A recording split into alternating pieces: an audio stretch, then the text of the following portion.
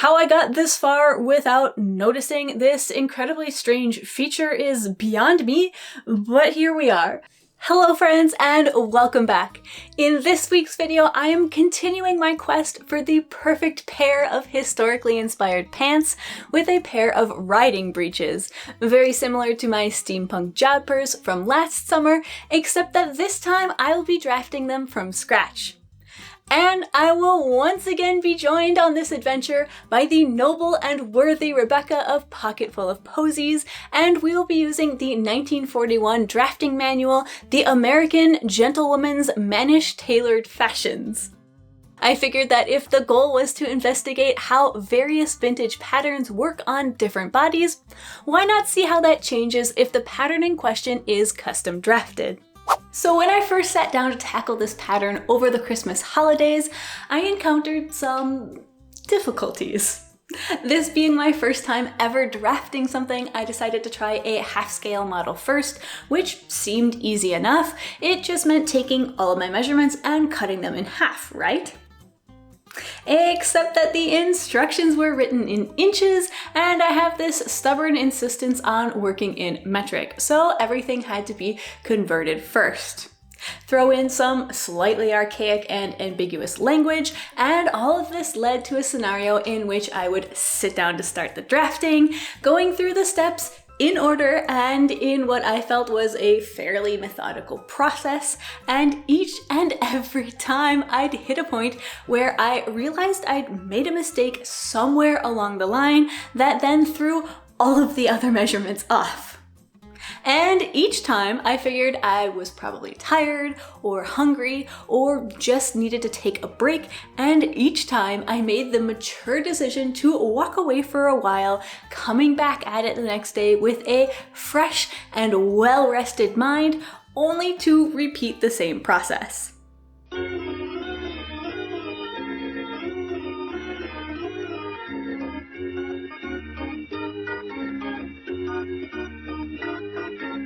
So the instructions include a sample drafted pattern as well as the measurements they use to draft that sample, and I think this is going to be my saving grace because I was able to find a measurement on the image that's exactly 1 inch and another one that's exactly 2 inches, and that allowed me to make this itty bitty little ruler, and I'm going to go through and write down what each and every measurement is according to this image and compare that to what I've calculated each measurement should be based on my methods, and I'm hoping this will let me know if I'm misinterpreting the instructions.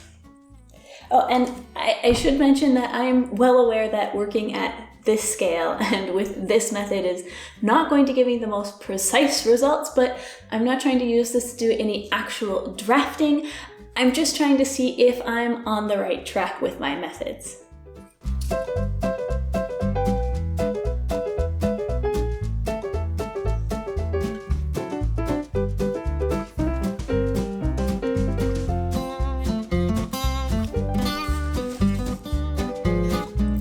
Okay, so I think my method is working because right here I've just found a massive hiccup. So here at this particular step, it's asking for half the waist measurement plus half an inch. And so I was taking the waist measurement and dividing it in half and adding half an inch. But according to what I just measured, it actually wants you to take 1/4 of the waist measurement plus half an inch. And, you know, I could chalk this up to it just being an archaic turn of phrase or a peculiarity of the language, except that this exact expression has been used multiple times earlier on in the instructions and everywhere else. When it says half the waist or half the knee, it means half the waist or half the knee. So I don't know if this is just a typo or what, but clearly some of my previous errors were not purely my fault, or at least they didn't result purely from an error in the basic conversions, but from very unclear or perhaps even erroneous instructions. So I'm going to keep going and work my way through the rest of these instructions because clearly this is proving useful.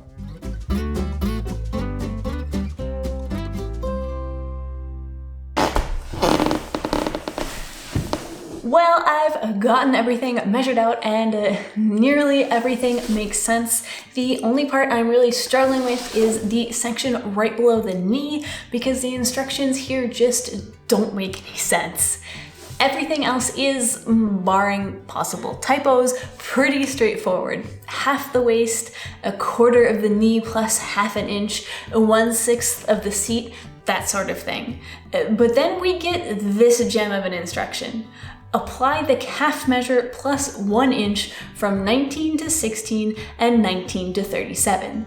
So in the example, the calf measure is 13.5 inches, so that plus 1 inch equals 14.5 inches, but then it wants us to apply that number from 19 to 16 and 19 to 37, but I don't understand how that's possible.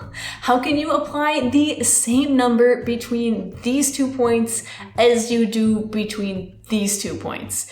It seems physically impossible to me, and I have been staring at this for quite some time now, and I still have no idea what it wants me to do. So I think I'm just going to take a break and switch gears completely and come back at this tomorrow sometime to let it sort of marinate in my subconscious overnight.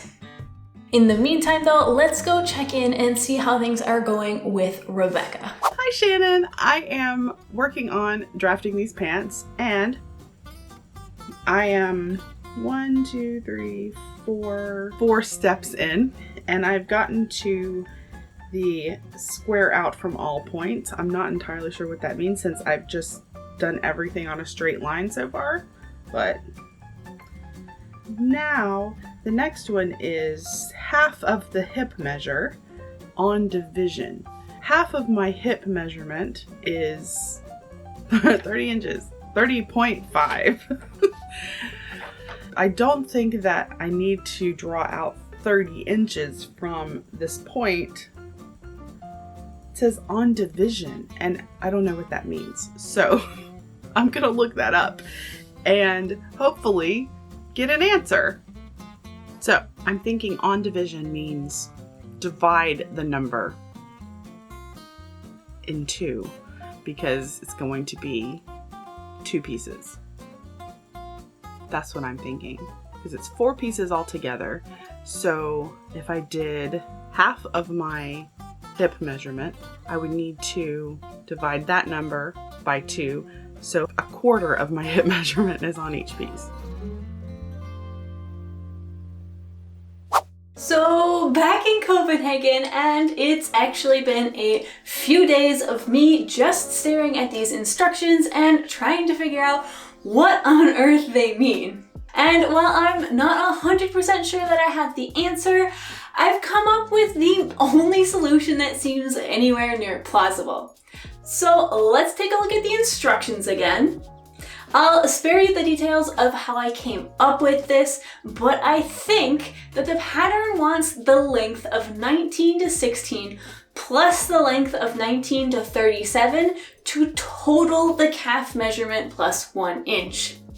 I measured the drawing with my miniature ruler and the numbers didn't work out to exactly this, but it was close enough that I'm willing to write it off to minor inaccuracies in the drawing, especially because I literally cannot think of another way to interpret these instructions.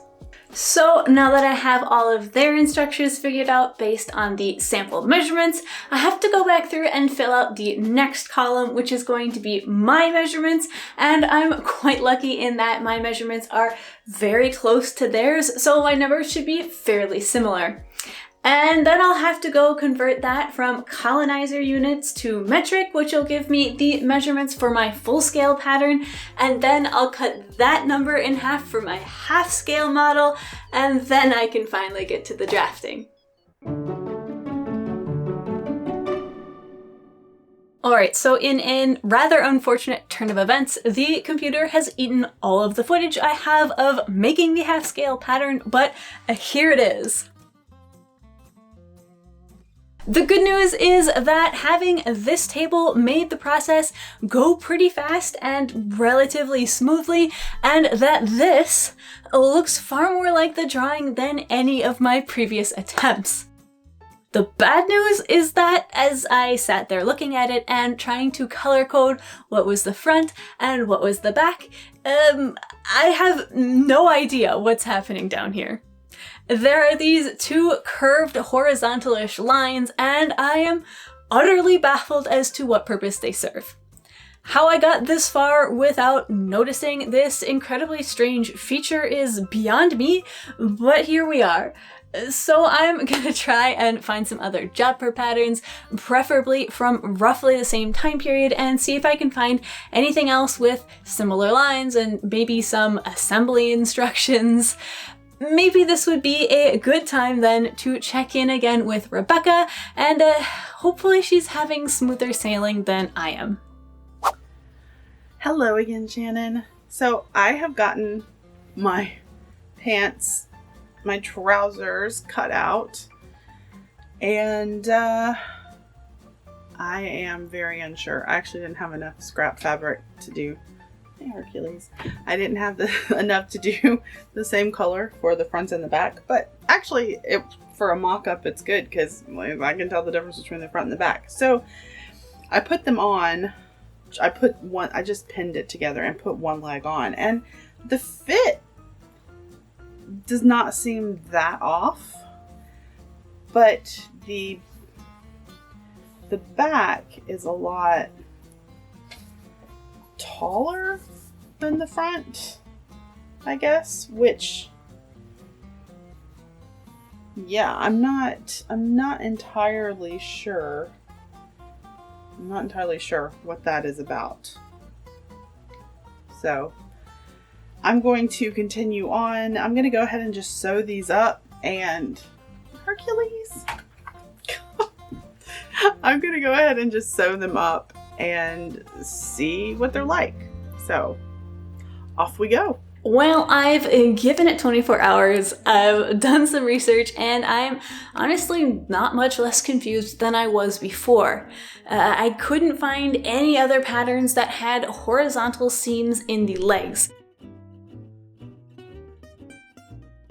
Pretty much all of them are disappointingly straightforward, with a top half that's quite similar to mine and a bottom half that's far less complicated, usually with the front and the back being essentially the same shape, but with the back having additional width for the overlap of a button placket.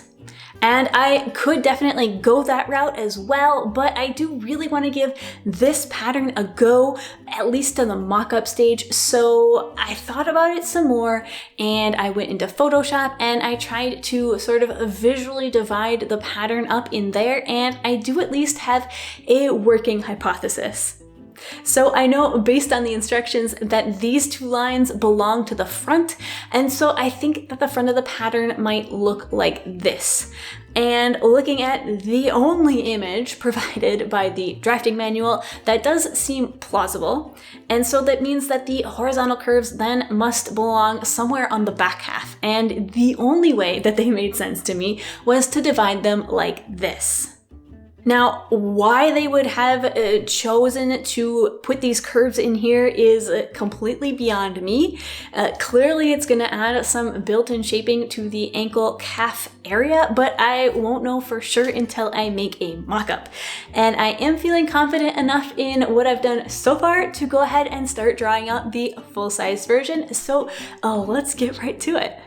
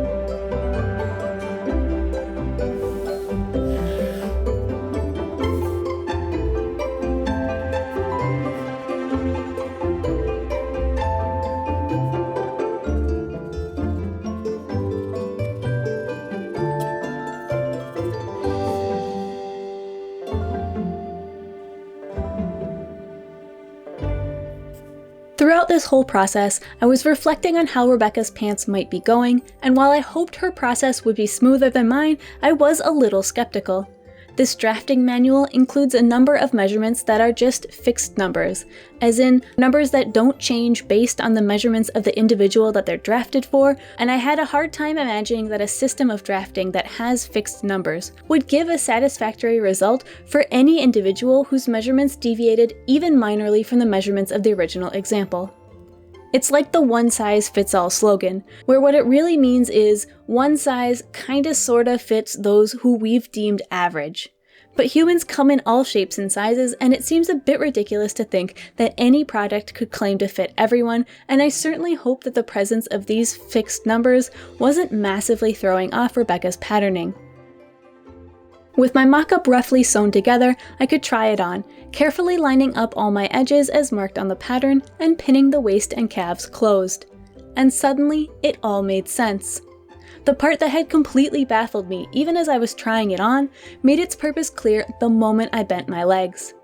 This intersection of the 3 panels fell right at my knee joint, and while it formed a small bubble of fabric when I was straight-legged, it allowed for a full range of motion of the knee joint even in my very stiff, non-stretch cotton fabric, which, when you consider that these were designed for riding horseback, makes complete sense. The overall fit of the breeches was surprisingly on point. The waistline was a bit too large, and so were the calves, but only by a couple centimeters, and so both of these sections got pinned out. The back of the pants came up higher than I personally cared for, so that edge was also folded down and pinned in place.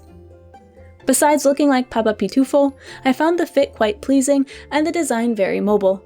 The fabric of my mock-up is much stiffer than the fabric I have picked out for the final pair, so it did have a tendency to give me meringue-like peaks in the seat region, and that's again probably a result of being designed to give a full range of motion in a relatively stiff fabric, and the derriere area might in fact be tweaked in the final design. All in all though, I was shocked at how well the pants fit on the first try, in complete juxtaposition to the headaches and difficulties of the drafting process. And that's where I'm gonna leave it for this video.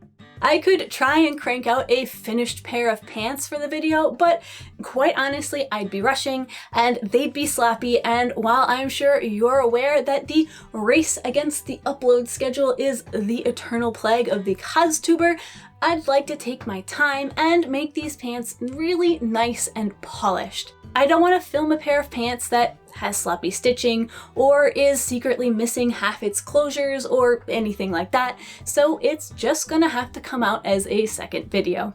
I feel like this video was unusually heavy on the talking and didn't have as much sewing content as I'd like, but patterning is a large part of the sewing process, and hopefully that should just mean that the next video can really focus on the fun stuff.